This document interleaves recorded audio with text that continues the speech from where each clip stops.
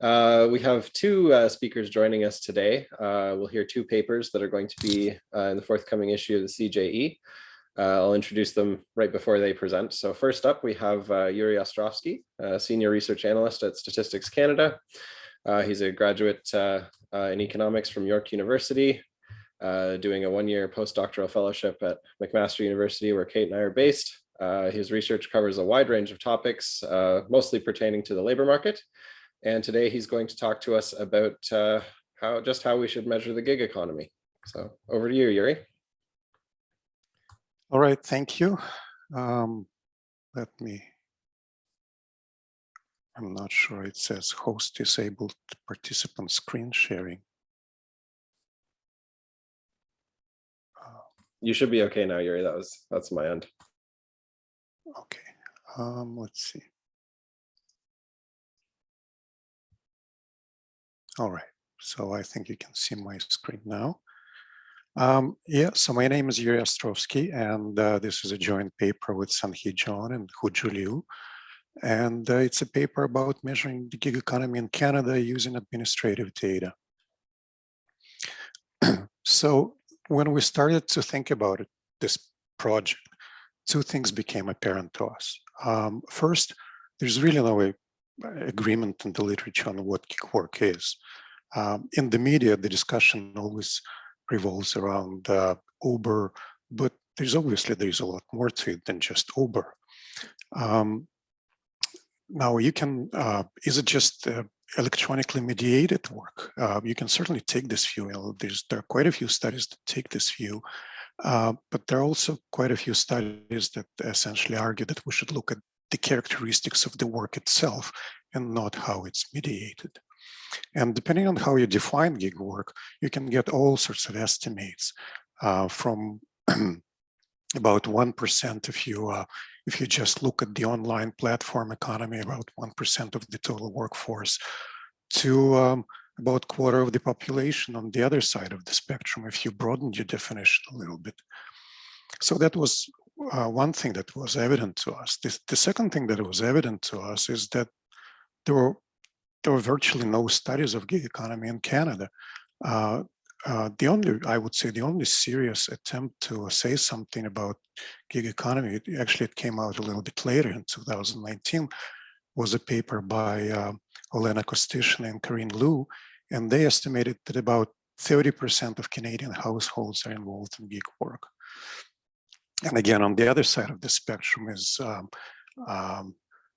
LF asked the question about peer-to-peer ride services in 2016, and about 1/3% of Canadian adults offered such services. Yeah, so there were virtually no literature in Canada. That's not to say that there was no literature anywhere. There's a rapidly growing U.S. literature, and you can see that it's very recent study, mostly very recent studies. So we basically had two objectives. First, we didn't want to write a paper in which we would say, okay, this is our definition of gig work, and these are some numbers. What we wanted to do is to sort of take the reader from the beginning to the end, to say, this is how we understand the gig economy, and this is why, and this is what it means, and these are the numbers that come with it. So in other words, we wanted our study to be based on a solid conceptual framework. And the other objective was to use a large nationally representative administrative data. And as many of you know, there's been a major shift at StatsCan towards administrative data, and we made a massive effort to develop new analytical databases linking administrative data and survey data. And so one of the unique elements of this study is that we could link our administrative data to 2016 census microdata, and that allow us to get some human capital characteristics for the people that we were interested in. So as I said, we wanted a solid conceptual framework, and in a certain sense, we were sort of lucky because at that time, a paper came out in the States by Catherine Abraham and a group of co-authors in which they introduced a typology of work arrangements based on the characteristics of work, and based on that typology, they sort of laid the map. They showed how gig workers can be identified based on this typology. And so the starting point is the series of questions about work arrangements. So you ask basic questions like, is the person paid wages or salaries? Can the work relationship be expected to continue? Are the person's work schedule and earnings predictable? And what they argue is that if the answer to all three questions, if the answers are no, then this work arrangement is typical of gig work. And so then the next step, you go through a sort of a list of different work arrangements. You look at wage workers, incorporated self-employed, different unincorporated self-employed, and you ask these questions about their work. And at the end, you arrive to essentially to your destination. And according to this typology, gig workers are unincorporated self-employed with weak expectations of continuity and low predictability of future earnings and work schedule. In other words, these are unincorporated self-employed freelancers, consultants, all sorts of day laborers, and this definition also includes on-demand platform workers. So our scope is not includes on-demand platform workers, but it's not limited to platform workers. And the key point here is that in this framework, gig work is identified based on the characteristics of the work itself, based on what it is, not how it's mediated. And then the next step, we have to identify. So we have the definition of gig workers. Now we have to identify them in administrative data, and this is where we completely part ways with the American literature, because the American tax system is very different, and there are two key elements in our identification strategy. First, it's the T2125 form, Statement of Business and Professional Activities. And the reason for that is that unincorporated self-employed and platform workers report their business and professional income using this form. This form is attached to T1. And so if you have any business or professional income, you have to file a T2125. And the other feature is the other element of this strategy is the presence of business number.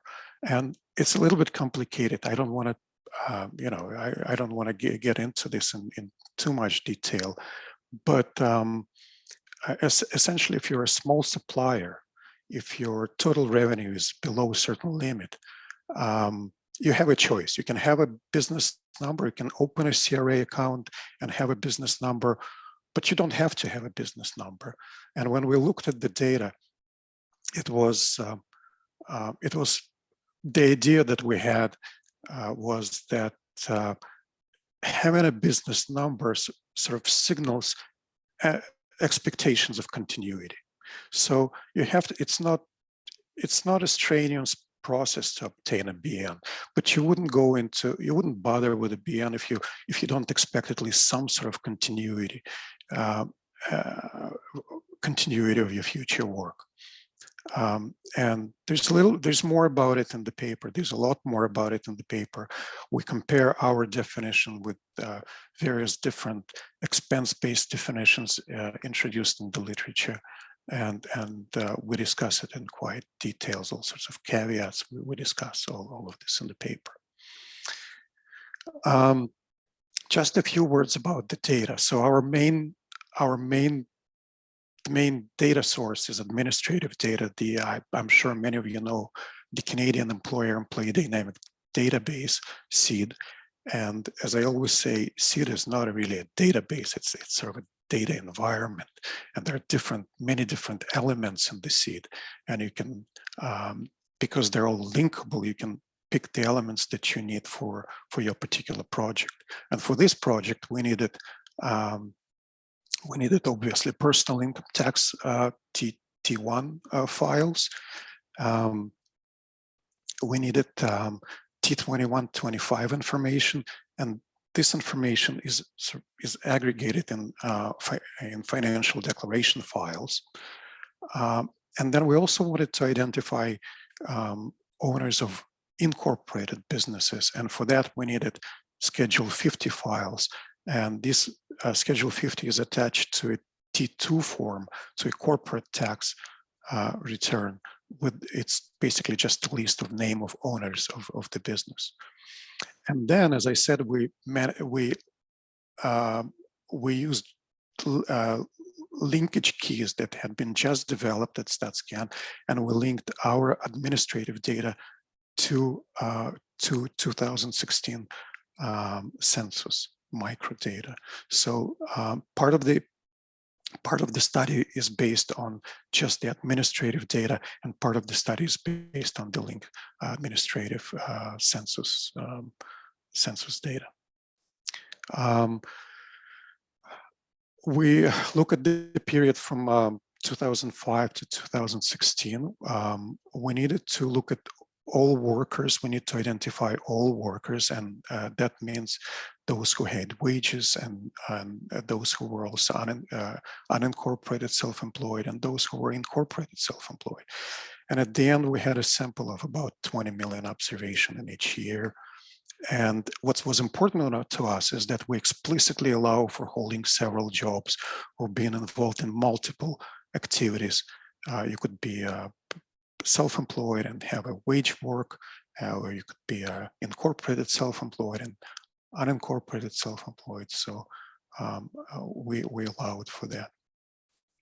I'm not going to, I don't want to show too many slides with the results. There's lots of results in the paper, and there's a lot more in the appendix. But just a few slides. So here's the net total annual gig income, and you can see that it's very small for most gig workers. The median is $4,300. Now it's obviously it's a small amount, but it depends on how you look at it. If you're a family of low-income family, the family income is whatever it is, $40,000-$50,000. $3,000-$4,000 of extra income is not a small amount. So yes, it's in the grand scheme of events, it's a small $4,300 is not a large amount, but it also depends on how you look at it. And well, we're measuring the gig economy, so I have to show you the share of gig workers, our estimated share of gig workers among all workers in each year from 2005 and 2016. And there are several interesting things here. First, you can see that the share of gig workers among women is higher than among men, and that wasn't surprising to us. First of all, there are other studies that basically get the same result, and it was also consistent with some of the previous work that we've done, and so we were not surprised by that. If you look at the profile itself, you can see that there are basically two large increases here. Now, this is not causal analysis, so we don't really know what's going on here, but we can speculate, right? So the first increase happened in 2009, and I think that's fair to say that, safe to say that it's related to the recession in 2008, 2009. And you can see that the increase was larger for men than for women.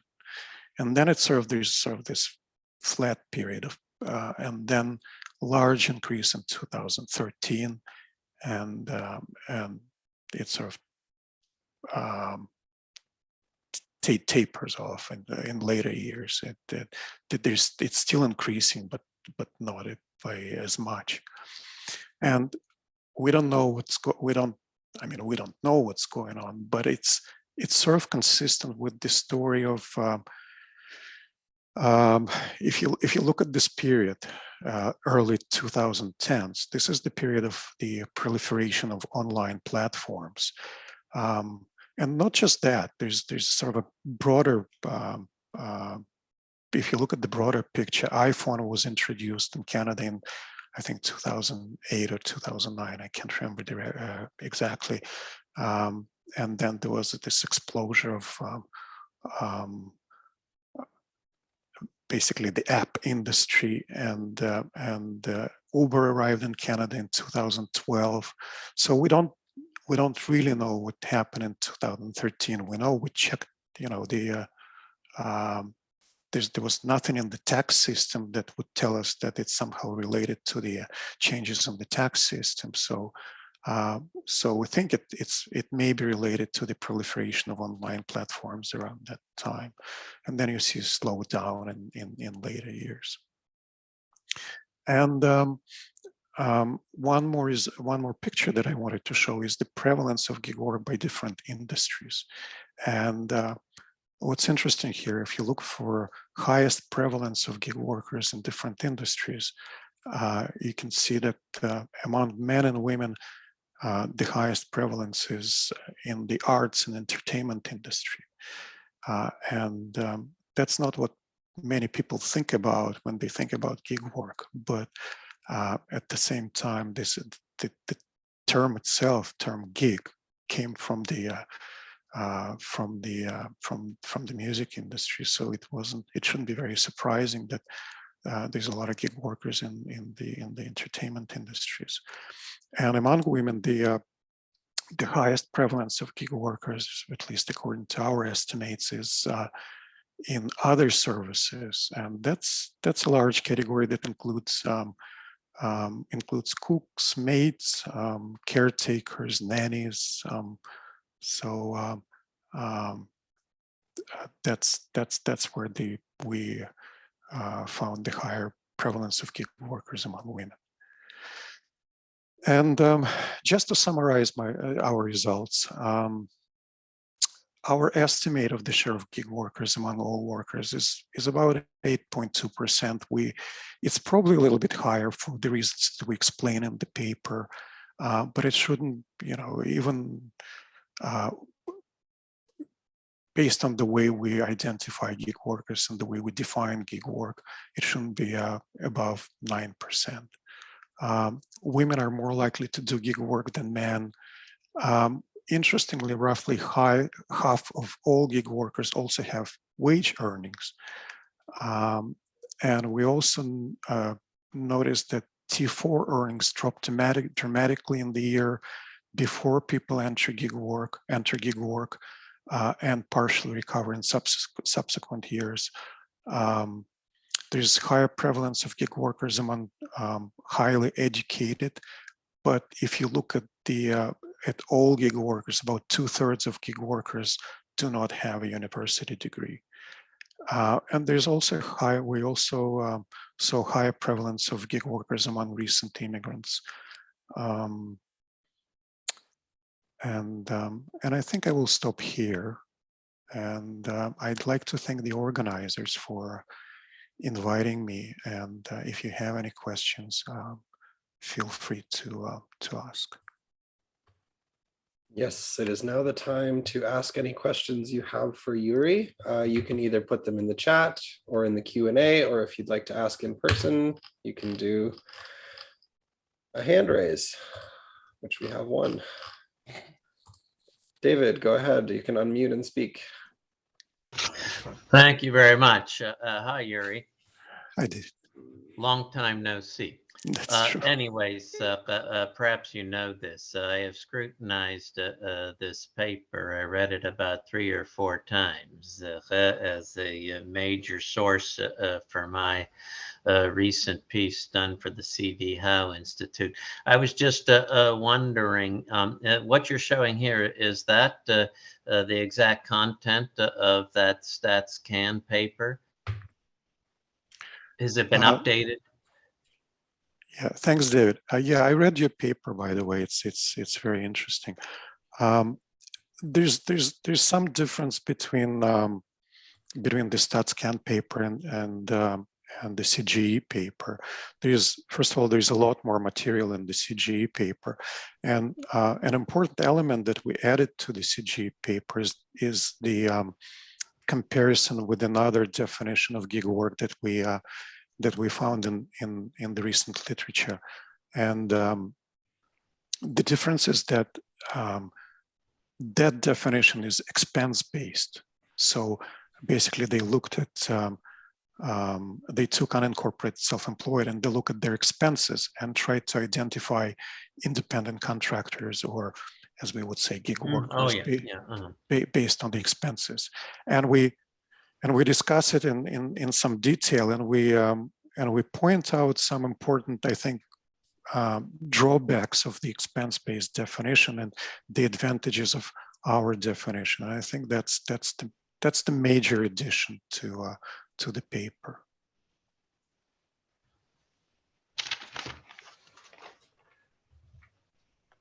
David, did that answer your question? Do you have any follow-up? Oh yeah. Well, when the 2021 census, when that's released, are you planning on updating this study with more recent data? Well, yeah, so the census is one thing. The other thing is that we often get questions about COVID, what happened, with the COVID and all the rest of it. And obviously we don't have admin data that would cover 2020 yet.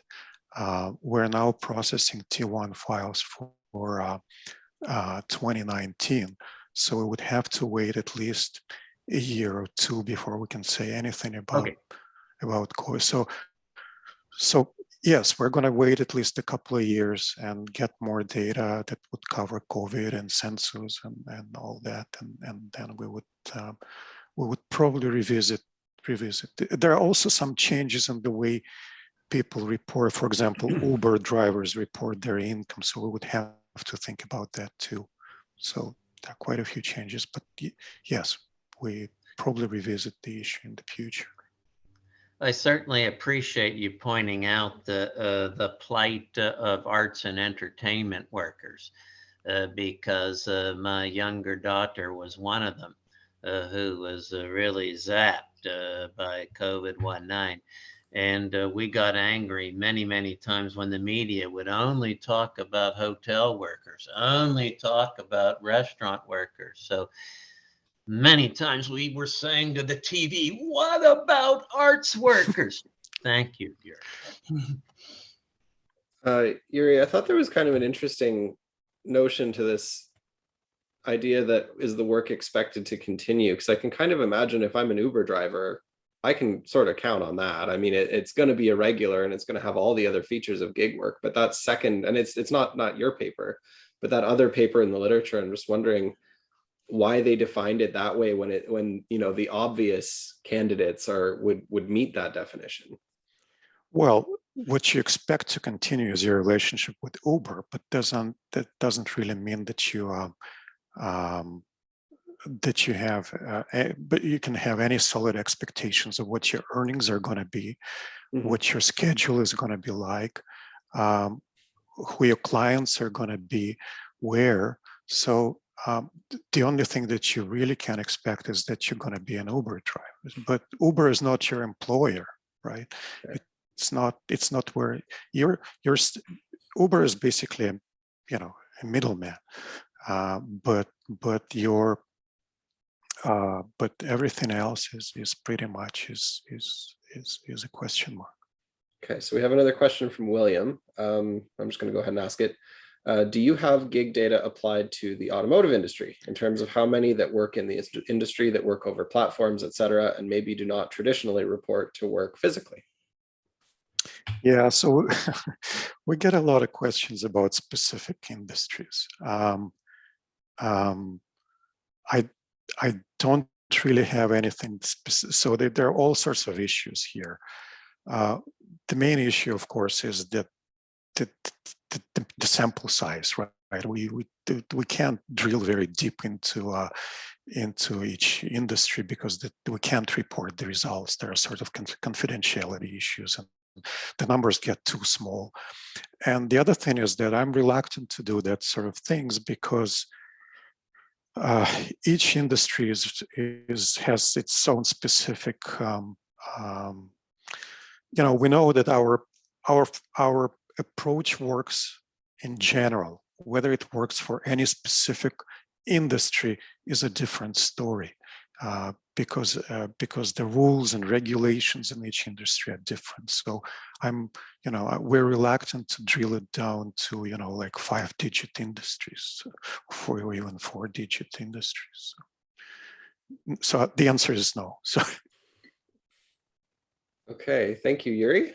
Do we have anything else before we move to Benoit? Could you give a bit more info about the employer-employee database? Is it available through CRDCN, or does it have to be linked by StatCan? I believe it's available through CRDCN, yes.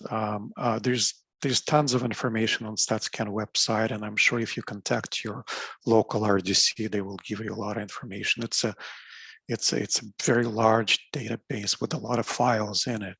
So yes. So just to tack on to that, we are having some logistical issues because it is so much data.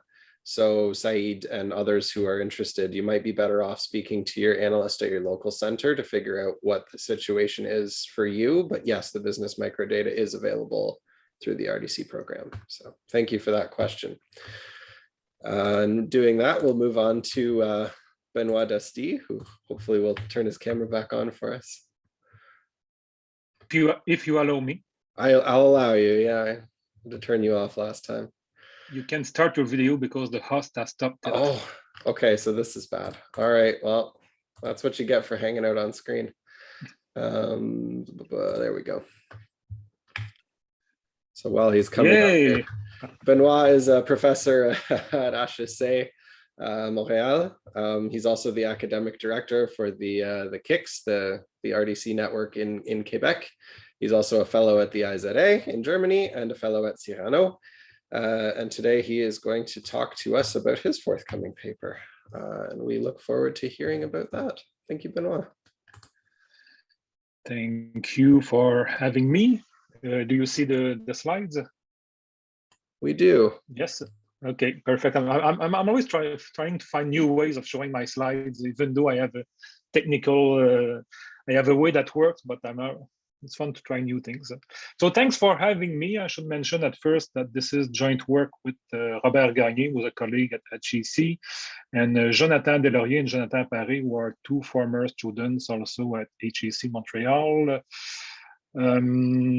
I'm not an expert on corporate taxation. I'm not an expert on also on this payroll taxes, but I did learn a few things in this project. For example, that payroll taxes are still a significant source of revenues for government coming from businesses, and that's the case in 4 provinces, Newfoundland and Labrador, Ontario, Quebec, and Manitoba. So if you're not from one of those provinces, you can leave now, I guess. And what do I mean by pure payroll taxes? The definition I'm going to use here, payroll taxes are taxes levied on employers based on their aggregate payroll and paid directly from what the employer's fund and directly tied to employing a worker. So this is different from, you see that term payroll taxes used in a variety of different contexts, especially from in papers from Europe, but in which they mean really social contributions like unemployment insurance or what you pay for your retirement. But pure payroll taxes are paid by the employer and are paid as soon as the employer has employees. And provinces will use various names for their payroll taxes, but even though they're using fancy names, that money is going into general revenues for governments and can be used for anything. So even though the employer is paying the taxes, you can always wonder who is really paying for it. Is it the employees through lower wages? Is it the consumers through higher prices? Or is it the firm owners through lower revenues from their capital? But it will depend on a couple of factors: labor demand elasticity, labor supply elasticity. If the worker thinks that he's getting something in exchange for those payroll taxes, he could accept a lower wage because of them. The minimum wages can play a role in who's paying the taxes, and the bargaining power of workers. This is not a complete list, but some of the elements you have to think in mind when you think about who is really paying the tax. Surprisingly, if you look out on the payroll taxes on Wikipedia is sure of the answer. The economic burden of the payroll tax falls almost entirely on the worker, regardless of whether the tax is remitted by the employer or the employee, as the employer's share of payroll taxes is passed on to employees in forms of lower wages that would otherwise be paid. So I guess I shouldn't be surprised to have a clear answer from the internet, but this is what you get. If you look at the literature, the evidence is a little bit more mixed. This is an overview of who's working in that pretty large literature, I would say. If you're interested in knowing more from that literature, I would draw your attention first to a meta-analysis by Melguizo, Gonzalez, and Paramo. It's a little bit old, but they looked at the various studies and they did find that workers paid at least 50% of those taxes through lower wages, and that, interestingly, the share was higher in Nordic countries. I would draw your attention also to papers by Saez and co-authors, because he's one of the few authors that find that there are employment effects of payroll taxes, looking at some reforms in Greece and Sweden, but those are pretty specific reforms, so it's not clear if their results are generalizable to other countries in other contexts. In Canada, there are not many studies. There are some by Vaillancourt and Marceau. They basically use wage information from collective bargaining agreements and did find that workers were paying a share of the taxes. Other papers, they use mostly more aggregate data. So I don't think there are many examples in Canada using micro level data to look at the impact of payroll taxes. So this is what we do here. I'm not going to describe the data because Yuri did a good job describing it. I would like to emphasize that this is administrative data. You're going to use the tax data. It's universal, so you have all employers that are paying taxes in Canada, and all employees, all people that are paying taxes in Canada. It's longitudinal, and I guess my understanding is that it's not direct. It's not directly available in the RDC because, as Yuri said, this is not a data set. This is a linking environment. So what you can do is you can ask Statistics Canada to link the variables together that you want, and then after the linkage is done, the data set will transit to the RDC network. But the only problem then is that you have to pay StatCan to do the linkage. One thing that is worth mentioning is that there is a linked employer-employee data that is supposed to come to the RDC network. Well, that was supposed to come to the RDC network during the fall. It's called BEAM, for Business Employer Analytical Data. I'm not sure I get the exact name right, but the last time I checked on the BEAM, the the beam was postponed to early 2022, but I guess it will be, we're almost in 2022, so I guess it's still coming soon. So I'm going to use the CEEDD, and I'm going to use data from the province of Manitoba, because it turns out that in Manitoba, in between 2007 and 2008, there was a change in the payroll tax rates. So I'm going to use that as a natural experiment to find out what is the impact of payroll taxes on workers. So you see, if you look at the between 2008 and 2008, they changed the threshold. Beginning at which you start paying taxes. It used to be 100, the payroll of the firm had to be 1 million, and now it's, in 2008, it's 1.25 million. This also changes the schedule for other firms, because they start paying the tax at the different, well, maybe it's better if you look at it graphically. So that's where you see the decrease in the payroll tax. So it's a decrease that is different depending on your exact payroll. So the dark line is 2007 and the blue line is 2008. So you see that all firms between 1 million and 2-point-something million, this will be my group of treated firms. I will call them the medium-sized firms, and I will compare the outcomes for those firms to you see that I have basically two control groups here, the group of smaller firms, that's why I call the small firms, and the large firms. So in most analysis, most results I will show you, I will pull the two groups together. It will be one big control group. But I've done analysis using only one of the two control groups, and all the results are stays. So interestingly, if I do a graph, this is a graph, it's a little bit messy. This is average earnings by firm. The blue line is the treatment group, the red line is the control group, and you can kind of see that even graphically, it looks like something happened between 2007 and 2008, as the average earnings at treatment group, they increase a little bit more than the control group. So basically, the rest of the analysis is to see if this apparent divergence between the two groups is statistically correct. So that's what I'm going to show you. So here's a list. Some of my best friends are from Manitoba. So I asked them what happened in 2007 and 2008. So this is an exhaustive list of everything that happened in Manitoba in 2007.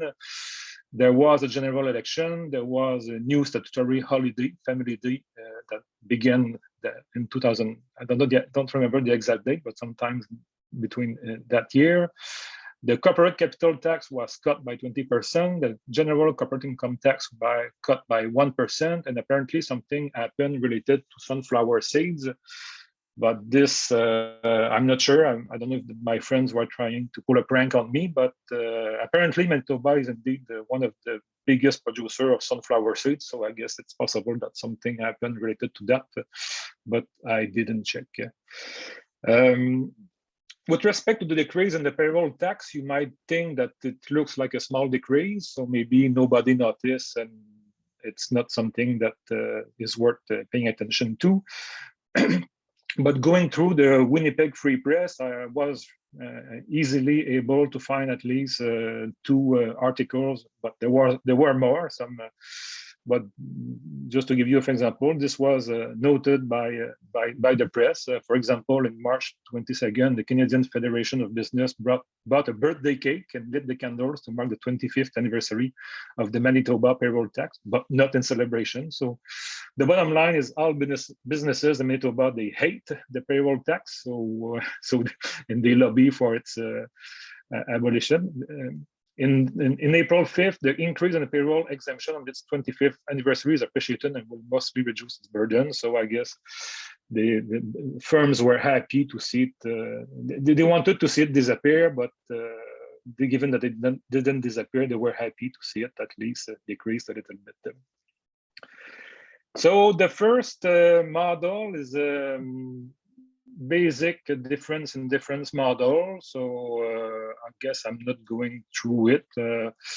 A dummy for 2008, a dummy for belonging to the treatment group, and we're interested in the coefficient of that interaction. The model will include firm effects because we have access to longitudinal data. And if you do that, what you get is these are the results just for 2007, 2008. You have what, 24,000 firms, 44,000 observations, and what you're interested in is the effect of the tax. If you believe the assumption of the difference in difference model, you see that a significant increase in wage, you see nothing for employment, and you see an increase in average productivity, that's sales per employee. So according to the simple difference in difference model, it looks like the decreasing the payroll taxes, increased wage, and increased productivity if sales per employee is a measure of productivity. Because it's tax data, I also had information on profitability, but the results were not so good because for profitability, there were a lot of missing values. So the sample was much smaller. I couldn't use it, but so that's why you don't have those results here. If you don't believe the assumption of the difference in difference model, you can use a triple difference model. This is using Saskatchewan as a control province. Same structure with firm effects. And if you look at the interaction here, I didn't talk too much about average sales because the impact is no longer significant when you use the triple difference model, but the impact on wages is still there. If you look at the CGE paper, you will find also specification with trends for different groups. You will see specifications with more years after, more years before. You will see also specifications where, thanks to the suggestion of one nice referee at the CGE, I'm using bootstrap methods to get the right standard error. So all those flavors of the regression, they can be found in the paper. So please go see and download it. But even with trends, even with more years, the results are still there. There's even a placebo test. I'm not showing you, and the placebo test is using years in which there was no change in the payroll taxes, and then I don't see any impact on wages. One thing that didn't work, that's also in the paper, is doing a difference in difference with Saskatchewan as a control, but using medium-sized firms in Saskatchewan as a control group. There was an impact on wages, but it wasn't significant, but maybe because both provinces are not similar enough for this particular comparison. That's all more you can find in the CGE paper. One last specification I estimated, because the data is linked employer-employee. So it's possible to use the AKM model. So that's a linear model in which the dependent variable here will be the earnings of workers I in firm J at time T. This is the difference in different specification, but it has both worker fixed effect and firm fixed effect. So this is controlling for a lot of heterogeneity that is possibly affecting earnings. And moreover, I did that splitting the sample into different groups based on their location in the earnings distribution. So you have the bottom third, the middle, and the upper third. And you still get a significant increase in wages for the treatment groups compared to the control groups. And I cannot reject that the increase was the same at all the places in the distribution, but this was to test if workers paying the taxes, the payroll tax, were at maybe the lower earnings worker or the higher earnings worker, but it's pretty similar across the distribution. Well, if you look at the point estimate, maybe middle earnings worker are paying a little bit more because they gain less from from this. And I guess I'm pretty happy with those last results because the coefficient, if you notice, the previous coefficient was a little bit high. Maybe something else was causing problems in the specification in terms of the assumption of the different models. But here, what you get as a conclusion that workers were almost paying 100% of the tax because their earnings increased by the full amount of the decrease in the payroll tax that after the change in Manitoba. And that's pretty much what I had to say. So very strong evidence of a close to full pass-through of payroll taxes to workers in the form of lower wages. And I guess it's one of the first time we see that in Canada using micro-level data. Even the percentage is very high, so it's close to what what you saw earlier in the meta-analysis meta-analysis for Nordic countries. I find no evidence of impacts on levels of employment, productivity, and profits. And you need statistical models that take full advantage of the longitudinal nature and link nature of CEEDD to get those results, because just using the simple difference and difference or even triple difference model didn't yield the results that you I'm not going to say that you wanted, but that were that were in line with what you expected from the drop in the payroll taxes. So thank you very much. All right, well, I'm glad you continued your lit review past Wikipedia. We don't have to all go out and edit it right away, so that's good. Before we get to questions for Benoit, I just want to drop in a survey for today. If everyone would take a few seconds to go fill it out at some point, I would be very appreciative. We had a couple questions from while you were in the presentation. The first was from David.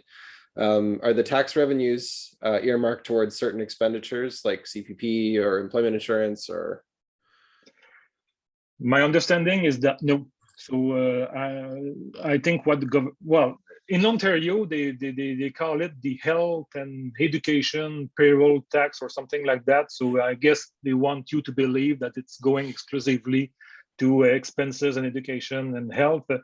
But I can say for sure in Quebec, it's going into government general revenue. So I guess you can put a label on it, but then it's when it's in the pot, it's all about communicating basis, I guess. Okay. So William had a question. I have to promote him to panelist. So William, you can unmute and ask your question, unless it's this one that you've typed and you just want me to ask it.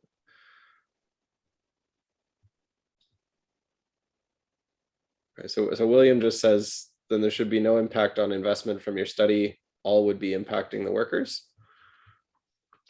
Yeah, it's all. I didn't find it. Well, I guess there are other outcomes you can look at. Maybe it's affecting, but I didn't have any information on firm investments. I guess there is information on firm investments in the tax data, but I didn't use it.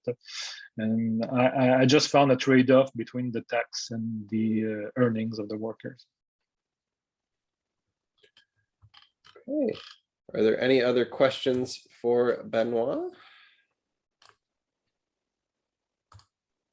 Go ahead, David. Was there anyone else? Nope, you go ahead. Oh, okay. Salut, Benoit. Hello. Right. Can we talk about the interpretation? You know, I teach a very basic labor economics, and one of the major points that we cover is the incidence of the payroll tax. So I would interpret this using very basic analytical tools going back to the days of Alfred Marshall of zero elasticity, wage elasticity of labor supply. Do you think that's what's going on here? That's a possibility, I guess.